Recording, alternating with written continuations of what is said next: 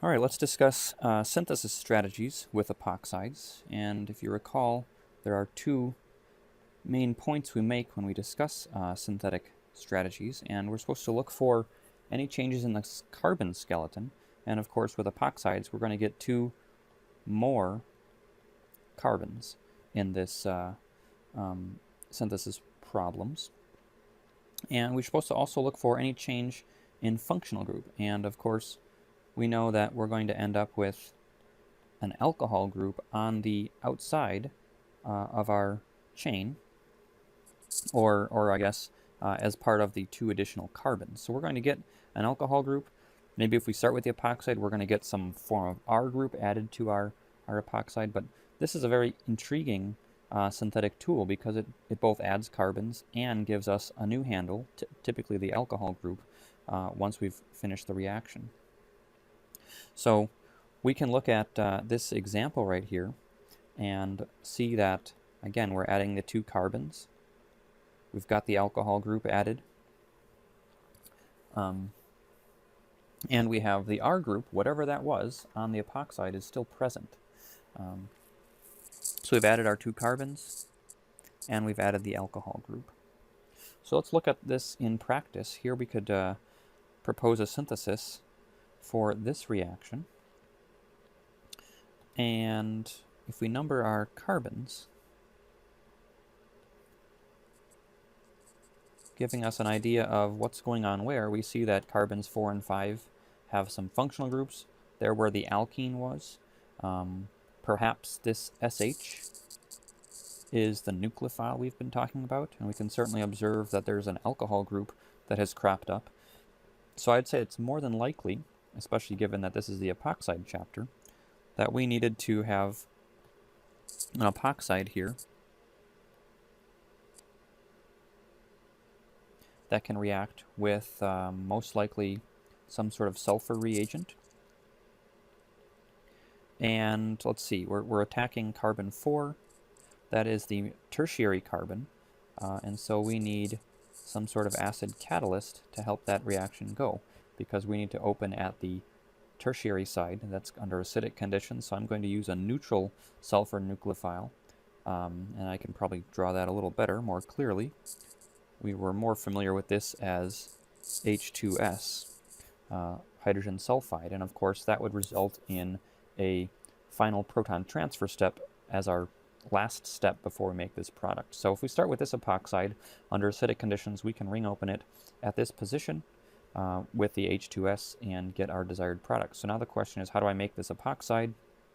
That's actually just a one-step process. MCPBA of the starting material, and that gets to the epoxide. Let's just make sure that everybody's aware that we are going to make both enantiomers of this epoxide because we have created a new stereocenter right here, the tertiary site, and MCPBA has no control over stereochemistry or the outcome in stereochemistry, and so we're going to make a racemic mixture of both, and thus at carbon 4 we probably also have a racemic mixture as well. So we're going to make a racemic mixture of this product, and that's not necessarily a bad thing. That's just something we want to keep in mind as we discuss these reactions of epoxides. So let's look at some more examples. We could also use Grignard reagents and epoxides, and this is more of shows our ability to extend a carbon chains, because we can make a Grignard from nearly any alkyl bromide. All we have to do is mix it with magnesium. So you could envision any alkyl chain there that I've circled in blue. And thus we know that the Grignard would open at the less hindered side. This is a very simple epoxide, so there's not really a less hindered side. So I'm going to have two carbons here, two carbons in my Grignard. I should have 4 carbons in my chain plus the OH. And so that's the product there. It's a very expensive synthesis of butanol. We probably wouldn't use it to do that.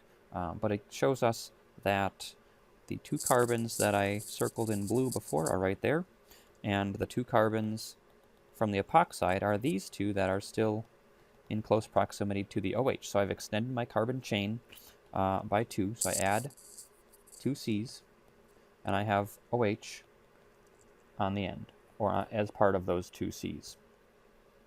So with that in mind, let's use that knowledge to work on this synthetic problem. And we can recognize the starting material has a distinctive shape that can sometimes help us figure out the answer here. That is probably the starting material showing up in the product there. And thus you can observe that I've added, in this case, 3 carbons with the OH on the second carbon. So that's a darn good indication that I've used some version of an epoxide to create this new product, and that this bond here is probably a new bond that I've created. And so let's look at the last step here.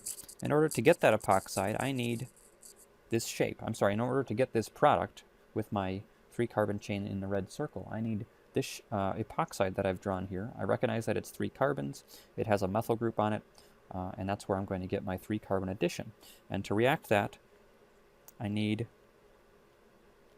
this Grignard reagent, and that will add the 4 carbons in the blue dashed circle here. And that, of course, is very easy to get from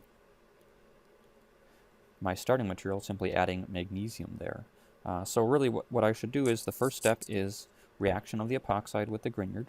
And then the second step, of course, is how do I get that OH? Just work up with mild acid, or in this case, probably water would work just fine. But it's important that I have the 2 steps here laid out stepwise, not all together, because of course the Grignard reacting with the water would produce just that alkane, and that's not what we want to do. So we don't want the Grignard to react with the water, we want it to react with the epoxide, and then we add the water. So this is a nice 2-step sequence. First, make the Grignard, number 1, and second step over here, react the Grignard with our desired epoxide that adds 3 carbons and gives us the OH functional group. Okay, here are some more random epoxide synthetic reactions, and we can analyze them exactly the same way. This has 3 carbons here. Those 3 carbons are probably these 3 carbons, because there's nothing exciting about this propyl chloride except that the chloride is on the end of the chain. So this carbon is most likely this carbon, and that gives us a 2-carbon functional group here, which has an O on it. In this case, it's an aldehyde O. We know how to make aldehydes from our knowledge of the previous chapter.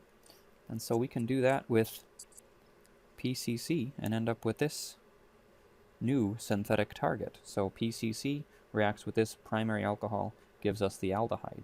And now I hope you can see that this is a 2-carbon chain that's been added to our original starting material, and it has an OH on the end. And so, again, we need just the simplest epoxide, water workup, and of course a Grignard will get us to this alcohol, this 5-carbon alcohol. And then of course it's very easy to make that Grignard from our starting material, alkyl chloride, just adding magnesium. So here we have a 3-step sequence where we've created the Grignard in step 1. We've extended the chain and created a new functional group, the alcohol, in step 2. And of course, we can use any epoxide we want. We're going to ring open that on the less substituted side, because this is basic conditions. So we're not limited to just this boring 2-carbon epoxide. And then the third step is simply oxidation of that primary alcohol to the aldehyde. So I hope that you can recognize that my original little blue circle here, even though it doesn't look like an epoxide was added to there, it implies that it could have been an epoxide, because it's a 2-carbon chain that has this O on it, and the O could have come from the alcohol. All right, let's look at the second option I have on the page here. In this case, we have a 4-carbon chain, probably this same 4-carbon chain here, and you can observe that carbon 4 used to have an OH, now it has a CN, and carbon 3 now has a functional group. It didn't used to have a functional group. So the key feature here is recognizing that there is 2 functional groups, and they are in a 1-2 relationship. And so that's very indicative of an epoxide ring opening reaction. So how do we make this from an epoxide? Well, We really can't make this exact thing from an epoxide, but what we can do is think about, could there have been an OH at one of these functional groups? And I think the easiest place to have an OH is right here at carbon number 3. So to make the ether, we might think that deprotonation of the alcohol, followed by addition of an electrophile that could react with the O- that we form, might be the way to go. But if we think about this a little more carefully, after step 1, we would end up with this compound. This would be a tertiary alkoxide. And we know that it's a nice strong base, of course, but we also know that it's a very hindered nucleophile. We've got a tertiary center right here, right next to the alkoxide. So this probably isn't the best nucleophile to make this ether. So maybe we want to think about this in a different way. Is there another way to add the O-ethyl group to this molecule? And I think there is. Let me erase what I have here. And another way to do this would be sort of under acid conditions instead of basic conditions. If we start with mild acid, so H3O+, that can be used to protonate the OH, and we lose that, we form a good tertiary cation. And if the second step is simply addition of the weak nucleophile ethanol, after a proton transfer step, we end up with our desired ether. So in this case, we are protonating the alcohol, we're creating a cation on this tertiary site, and then we can use the weak nucleophile to attack the cation. Proton transfer as our final step makes this ether. Okay, so that's the final step in this synthesis. How do we get to this penultimate product that we've drawn now?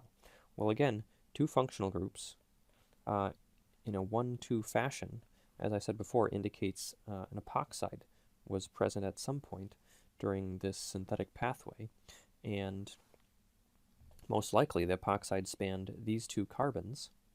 Here's the oxygen that was probably part of the epoxide, and if we think of the Cn- coming as a nucleophile, ring opening the epoxide, we can see that the Cn- has ring opened at the less hindered side, which is where we'd expect for a basic type ring opening. So let's draw that epoxide. So that is the epoxide, and if we use NaCN followed by weak acid workup, just so we can get this H here, the CN will ring open the epoxide at this position, giving us a tertiary alkoxide, which we can then protonate with our weak acid.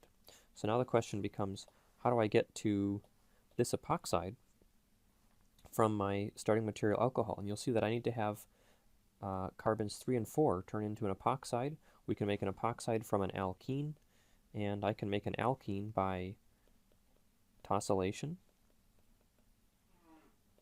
elimination, and I'll use this large base that won't participate in any SN2 reactions. So after step 2, I have an alkene between carbons 3 and 4, and then the third step, simply MCPBA to form the epoxide. And then I have my epoxide. I can ring open it with the Cn- on the less hindered side, giving us my bifunctional intermediate here. I can protonate the tertiary alcohol, giving a tertiary cation, which can react with the weak nucleophile ethanol. After proton transfer step, I have my desired product.